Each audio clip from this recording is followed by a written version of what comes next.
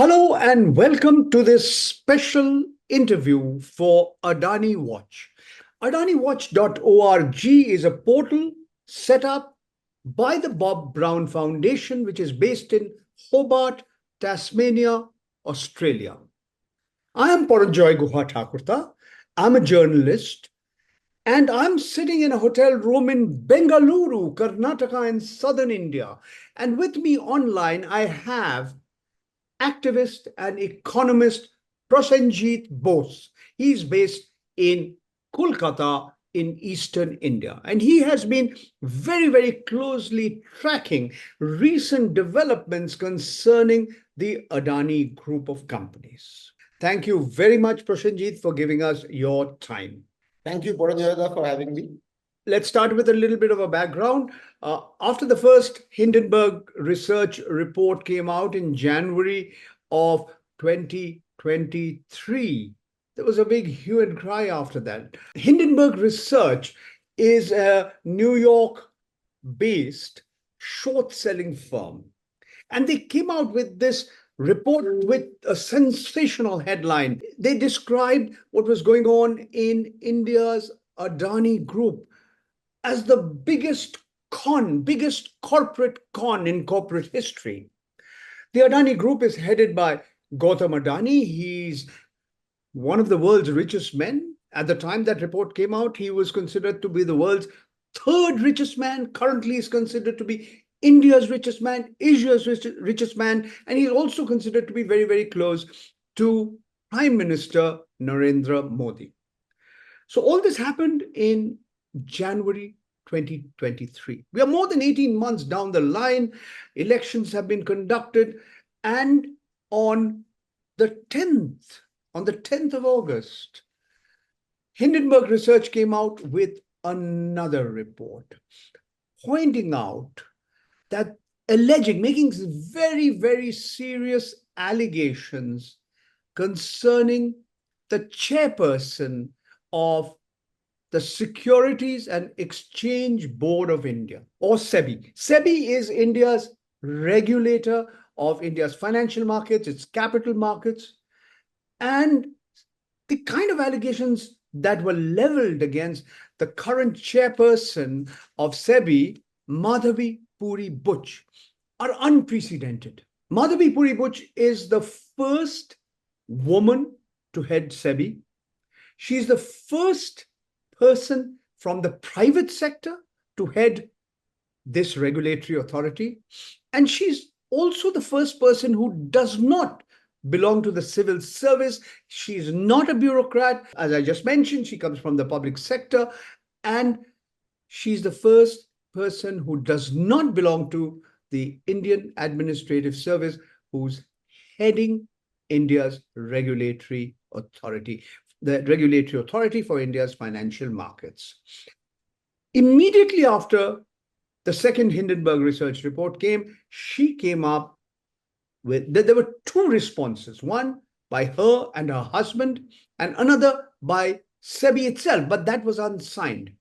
Now, these two responses seem to have muddied the water further. And this entire issue of conflict of interest seems to have become huge.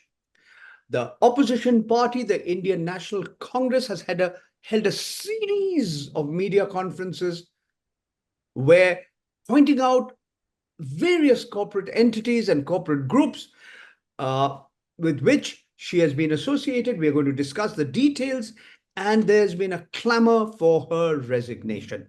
So I'm going to ask Prasenjit to give us an overview. Tell us a little bit, summarize the second Hindenburg research report. How significant is it vis-a-vis Madhavi Puri Buch, chairperson of the Securities and Exchange Board of India, and the Adani Group?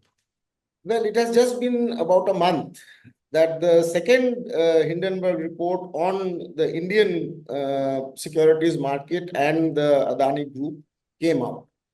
And as you have already mentioned, that immediately the very next day, both the SEBI chairperson along with her husband, they issued a private statement and the SEBI came out with an unsigned statement. So nobody really knows who exactly, from which authority from the SEBI has issued that statement, but it was an official statement from the SEBI. And they responded to some of the issues that the Hindenburg had raised. So what are those issues? There are, I think, three main issues which the Hindenburg report about of 10th of August that had raised vis-a-vis the SEBI chairperson. First was regarding an investment which the SEBI chairperson had made in 2015 when she was a private citizen. She was based out of Singapore, and she had made a investment of around 872,000 US dollars, which if you apply 2015 exchange rate, it will come to somewhere around 5.5 crore Indian rupees at the prevailing exchange rate in 2015. She had made that investment through a Mumbai-based firm, which is earlier called the IIFL Wealth and Asset Management, which has been renamed as 361. Through that firm, she had made this investment in what is allegedly a shell company, and the structure of that shell company is one where in the previous Hindenburg report, it came out that the similar structure, similar companies based out, especially the Global Opportunities Fund and the Global Dynamic Opportunities Fund. This fund is based out of Bermuda, and the same fund was utilized by shell companies as linked to Vinod Adani. That was the main allegation which the Hindenburg first report had made. That and for the sake of our viewers, Vinod Adani is the older brother of Gautam Adani, who heads the Adani Group, and he's a citizen of Cyprus. Right. I think that just to recapitulate, the main allegation which the Hindenburg had made was that the Adani Group was basically recycling or round tripping their own funds through these shell companies whose beneficial ownership had been kept hidden, but they had exposed that many of these shell companies who had invested in the listed companies of the Adani Group in the Indian securities market, these shell companies were actually owned by Vinod Adani. That was the main allegation which Hindenburg first report had made. And the legal implication was that if the allegation is true, then almost all the listed companies of the Adani Group actually had promoter shareholding. That is the ownership of the owners, the promoter group. Their shareholding was way above the 75% threshold, which is mandated by the Indian securities market law. So a promoter group in any listed company cannot own shares beyond 75%. They showed that they have been owning shares below 75%. But if you add the shell companies' investment in these firms, which are especially the shell companies linked to Vinod Adani, then all the companies, promoters' shareholding, it comes to way over 75%. In many cases, it crosses even 90%. So this was the main allegation on which the SEBI has been investigating the matter. We will come to the Supreme Court case subsequently. Okay. The main revelation in this round was that among all the companies, the shell companies that were named, 2 out of them are ones which were also used by the SEBI chairperson from 2015 onwards to invest her own funds. Okay. So they raised this conflict of interest issue, and they also raised 2 more serious conflict of interest issues. One was vis-a-vis the SEBI chairpersons continuing to hold an office of profit a private company, I think she is still a 99% shareholder. I'm going to come to that 99% shareholding in Agora. But before that, let me fill in a few details and I'll ask your comments on it. Now, the report, which was the second Hindenburg research report of the 10th of August, it says that the SEBI chairperson, Madhavi Puri Butch, she had a stake in what they describe obscure offshore entities which were allegedly used in the Adani money siphoning scam. Alleged. Now, the Hindenburg has quoted documents it claims it got from a certain whistleblower, unnamed. And to quote Hindenburg, it says, "We had previously noted Adani's total confidence in continuing to operate without the risk, I beg your pardon, of serious regulatory intervention, suggesting that this may be explained through Adani's relationship with the SEBI chairperson, Madhavi Puri Butch." Now, these whistleblowers are saying that she and her husband, Dhaval Butch, both had stakes in these, what is described as obscure offshore entities, and they are based in Bermuda. But two other points need to be mentioned. She says her denial, Madhavi Puri Butch denial, she says that this is an attack on the credibility of the market regulator, SEBI, Securities and Exchange Board of India, and it has indulged in character assassination, that they're trying to assassinate her character. In her statement, the one which she issued together with her husband, Dhaval Butch, was that she had become a whole-time member of the Securities and Exchange Board of India in April 2017, and she held that position till October 2021. Subsequently, in April 2022, she became the chairperson. Now, what she says is that when she was a Singapore-based private citizen, and 2 years before she became the whole-time member of SEBI, and he said the decision to invest in this fund was based on a decision because the chief investment officer of this fund happened to be her husband, Dhaval Butch's close friend, childhood friend, and they studied together at the Indian Institute of Technology in Delhi. And he was a former employee of Citibank and JP Morgan and so on and so forth, and had a very strong career in investing. Now, she says that in 2018, he left the fund, he left as the chief investment officer, and at no point of time did the fund invest in any instruments, bond, equity, derivatives of any Adani Group company. What she has not mentioned, and which is now common knowledge, is that this person, Mr. Anil Ahuja, also happened to be a director of a flagship firm, Adani Enterprises Limited. The question that now arises, did she disclose this information after she became a whole-time member? To whom did she disclose this information?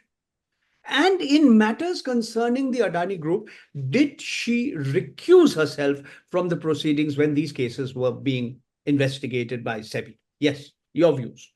First of all, the SEBI chairperson's counter-attack, that this is character assassination, it is not at all convincing, because ultimately, if you look at her statement, she is actually admitting she is unable to find any fault in either the documents which Hindenburg brought to the fore, or the conclusions that the Hindenburg has drawn from them. She is not questioning that.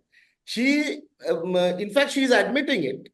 And when admitting, it is the SEBI chairperson and her husband in their joint statement who disclosed the name of Anil Ahuja. Anil Ahuja's name did not come from the Hindenburg's allegations or revelations. They are themselves saying that we made it because some friend of ours, family friend of ours, was the investment officer, and they are mentioning his entire academic background and all that, which is irrelevant. and also Anil Ahuja's corporate background, several companies are named. But the crucial company that they're not naming was that he was a functional director in the board of Adani Enterprises Limited. Which And is the flagship. That's a not flagship. only flagship company, Adani Enterprises was also being investigated by the SEBI.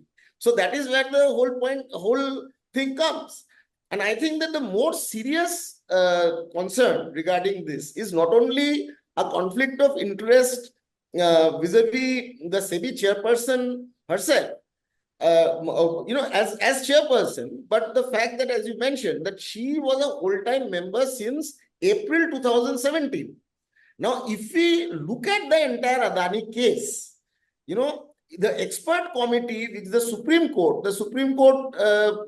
case on this went on for a pretty long time, almost a year. And the Supreme Court appointed an expert committee. The expert committee came to several, conclusions.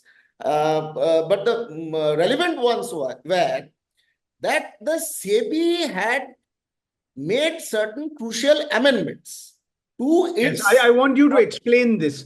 The amendments to what are called the SEBI Foreign Portfolio Investors Regulations, the amendments that were made. It was the regulations were in 2014, then in 2018 and 2019, these amendments were changed, and these pertain to what is called ultimate beneficial ownership. As you would know, the matter is very simple, but the way the financial markets, especially these players, operate is that they make it difficult and complex and opaque so that ordinary people don't understand. The matter is very simple. The ultimate beneficial ownership, the disclosure requirement in India, as in many other jurisdictions, was very simple, that you can't invest through shell companies. So what is a shell company? A shell company is a company where the ultimate owner is hidden. It is not disclosed. And somebody else, several fronts are created in multiple jurisdictions. There are layers after layers. But the Indian regulatory regime did not allow it till a point in time. And then there were several policy pressures built to change that regime. And out of that debate, ultimately what happened was that in 2014, the regulation was not perfect. There were loopholes in that regulation as well. But what happened was that in 2018 and 19, two very crucial amendments were made, which has a direct bearing on this Adani matter. Because in the Adani case, the Supreme Court appointed expert committee revealed that the SEBI had already suspected 13 foreign portfolio investors who they thought, and there's a prima facie actually evidence. I don't know why it was not considered as prima facie evidence. That itself is prima facie evidence that all these 13 FPIs, offshore entities, they had concentrated shareholdings across Adani companies and nothing else. So these companies the 13 entities seemed apparently to have been set up to invest in Adani Group entities. Only to invest and transact in the shares of Adani Enterprise and Adani companies. And the ultimate beneficial owner of these companies were declared, but the definition itself of ultimate benefit, actually the ultimate was removed. Ultimate beneficial owner was made into beneficial owner, and it was linked to the definition of beneficial ownership in the Money Laundering Act, which basically said that you had to have a certain shareholding in those companies, those offshore entities, to qualify as the ultimate beneficial owner and so on. It's a very complicated thing. I don't want to get into. The short point, as you have already mentioned, is that the amendments allowed these shell companies to invest. Okay. And without disclosing the ultimate beneficial owner. Right. Now, my point is that the expert committee said all this. They revealed all this. They criticized the SEBI and they said that SEBI's regulatory policies have moved in the direction of dilution, whereas their enforcement is trying to be more stringent. So Okay. you can't, yeah. So they called it a chicken Let and me, egg problem. let me ask you to briefly mention another regulation, another change in the SEBI's rules. This also in 2018, and this pertained to what are called related party and related parties transactions. This is a rule which goes by a complicated name, SEBI Listing Obligations and Disclosure Requirements Regulations of 2015. It also appears Yeah, that these changes were made in a manner that did benefit the Adani Group. yeah. The benefit is for is quite apparent because soon after the SEBI chairperson assumed her position, she had this meeting with Gautam Adani in the year 2022. SEBI is on record 11th, in 11th of August 2022. And there was a yes, second meeting on the 3rd of October the same year, 2022. yeah. So as per SEBI's own disclosure, that meeting was regarding the subject matter of that meeting was regarding the acquisition of two large cement, the shareholding of two large cement companies in India, the Ambuja Cements and ACC, And and the state. essentially, if I can just briefly intervene, by buying up Holcim, this is a Swiss multinational, through an entity which is controlled by Vinod Adani, Adani Group in India became the second biggest conglomerate producing cement. Yeah, so where is the conflict of interest here? The conflict of interest here lies in the fact that, first of all, SEBI was investigating the Adani Group of companies. Then, during the course of that investigation, the Adani Group of companies have maintained that Vinod Adani is not a related party vis-a-vis the Adani Group of companies. His own That was, older brother, Gautam Adani's older brother. yeah, but anyway, they have taken refuge to the changes, to the amendments in those LODR regulations that you talked about. Along with the FPI regulations, the LODR regulations were also changed. So the criteria for who is a related party were, they were manipulated so that you can be an elder brother, not only an elder brother, but even a member of the promoter group. And yet you can claim that you are not a related party. They have manipulated the regulations in that manner. But then the problem came that when this acquisition happened, that acquisition had to get SEBI's approval. Now, SEBI, before giving that approval, had to ascertain that, how they are doing the acquisition.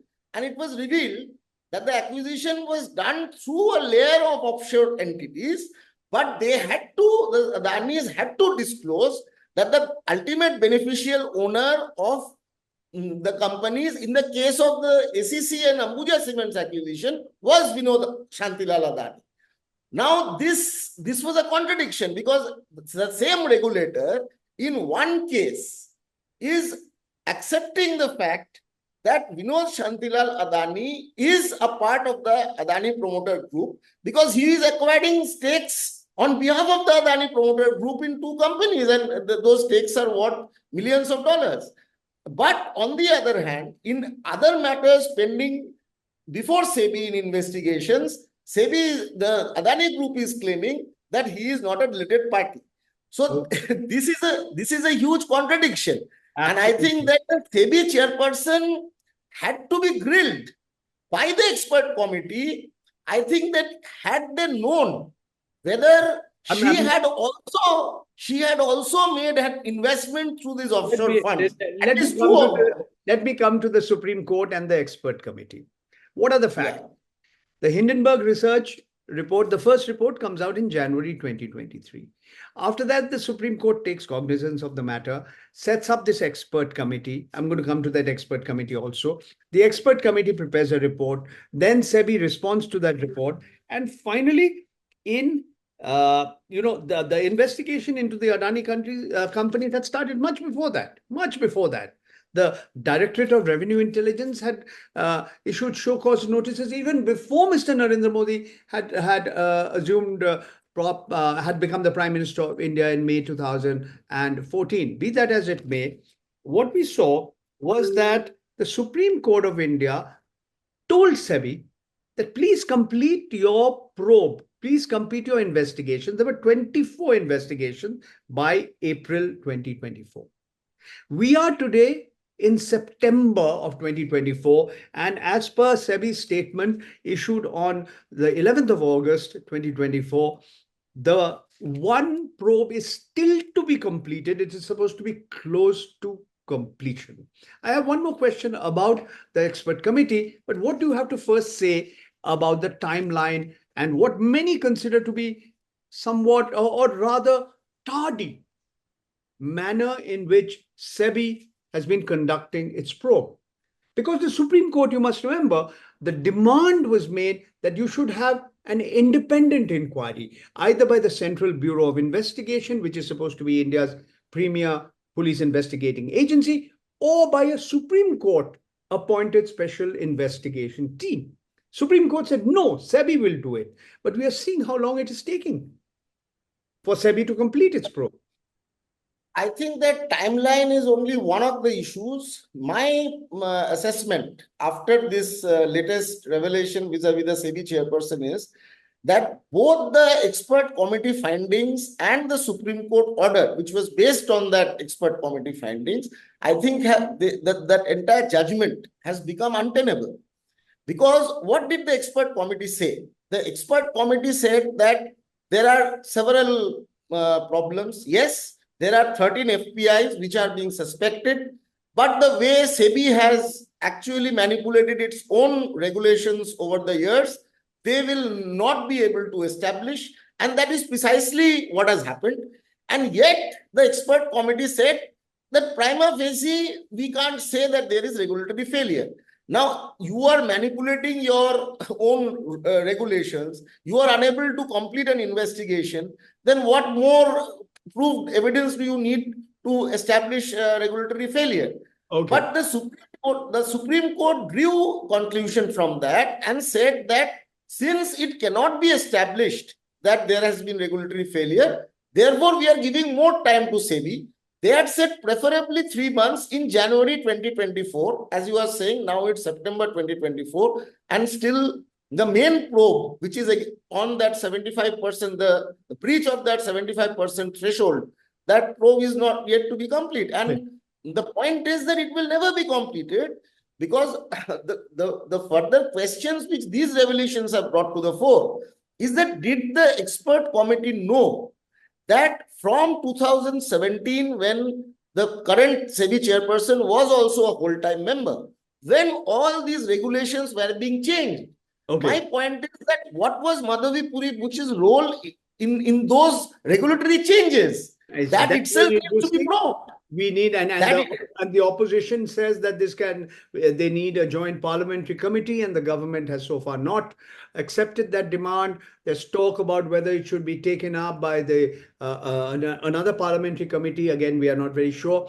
Prasenjit, we don't have too much time with us. I have a few questions and quick, short answers. We've discussed about alleged conflicts of interest involving the SEBI chairperson, Madhavi Puri Buch, and not just Adani. A lot of other information has subsequently come out. Mahindra and Mahindra, several other groups, several other companies, one company in which she was a 99% shareholder and which provided various consulting services, etc., etc.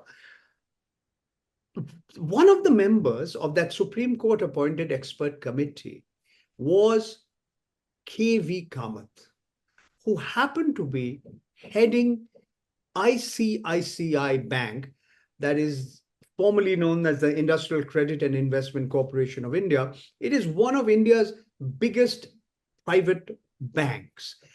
Now, Mr. Kamath, who headed it, Madhavi Puri Buch worked under him. It's a separate matter that she's no longer working with them. He is no longer working with them. Wasn't there also a conflict of interest? member of the committee?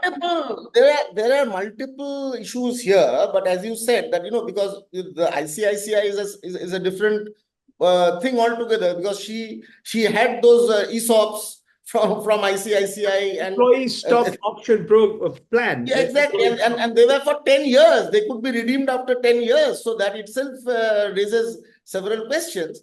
But, the short point is, I reiterate what I said. I think that the expert committee and the Supreme Court, as well as the central government, all of them need to answer questions. We are not even hearing answers from the SEBI chairperson, and all these institutions which have been directly involved, in this entire affair, they are completely silent. We need answers, first of all, whether the central government or the finance ministry, who is the appointing authority of SEBI whole-time members and the No, SEBI chairperson. she was appointed by the Appointments Committee of the Cabinet, and that is comprises Prime Minister Narendra Modi and means the government. It is the government. Yeah. So exactly. So the entire government is answerable. First, whether they knew about all these investments and all these private interests of Madhavi Puri Buch before she was appointed as the whole-time member and as the SEBI chairperson. The expert committee needs to answer whether all these conflicts of interest were disclosed before them, and have they drawn their conclusion, including the conclusions on the regulatory changes, have they drawn their conclusions in the light of these information, or do they need to reinvestigate now in the light of this investigation? And the Supreme Court, which in its order said that the threshold to prove that there is regulatory failure has not been crossed. That is directly, the threshold word is mentioned in the Supreme Court order. I think if these conflicts of interest which have been exposed, they certainly are way beyond the thresholds of a free and fair investigation. I think that the fact that there has been a regulatory failure in so many ways, but especially in the Adani investigation, is more than obvious. So the Supreme Court should open the case. Okay. My point is, we'll have to wait and watch. We'll have to wait and watch whether the Supreme Court, how it acts in the coming days and coming weeks. Prasenjit, my last question to you. Whenever first the Adani Group has dismissed all these allegations by Hindenburg Research. It says there's no basis, and it's also said these are attacks on India, the country India. India's sovereignty is involved. Now the question that arises is that this kind of conflation of the interests of the Adani Group with national interests has been a recurring feature of the way the Adani Group has reacted. Now we are seeing Indian stock markets going through a bullish phase. Now we'll have to wait and watch. But the point is, what happens in the Indian stock exchanges is not just concerning Mr. Adani or you, it concerns you and me, and not Hindenburg Research. Mr. Adani has said he will sue Hindenburg Research in New York. He said that way back in early 2023. We are still waiting for that to happen. But as we talk, in the last 4 or 5 years, the number of investors have gone up from about 20 million to about 100 million in a country of 1.4 billion people. And those who have their money in mutual funds, in provident funds, in various other schemes, pension schemes, etc., part of that money is being invested in the stock markets. So the way SEBI works or does not work, the credibility of the market regulator, the regulator of the country's capital markets, is a subject of public interest. And yes, certainly. And if the credibility of the person who heads that regulatory body is questioned, that means you're also questioning the credibility of the regulator. And this is a matter, this concerns India and India's image to the world at large. And it's not just a short seller based in New York who's trying to make money by shorting Adani stocks. Your final comment. Certainly, it goes beyond how much money a short seller is making out of their short positions. It is about the credibility of the Indian securities market, the credibility of its regulator, and India's financial stability. As you mentioned, the latest economic survey says that almost 20% of India's households are now directly, indirectly, they're linked. Their incomes or assets are linked to the equity market.